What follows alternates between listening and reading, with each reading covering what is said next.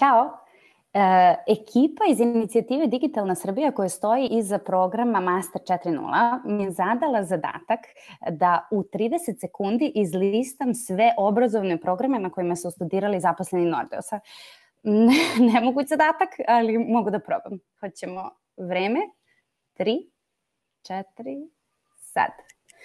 Softversko inženjerstvo, slikarstvo, arhitektura, informacioni sistemi i tehnologije, psihologija obrazovanja, filmska i televizijska montaža, video editing, grafički dizajn, management, trgovinski management i marketing, tretman i prevencija poremećaja ponašanja, finansije, bankarstvo i osiguranja, industrijski dizajn, japanski jezik i književnost.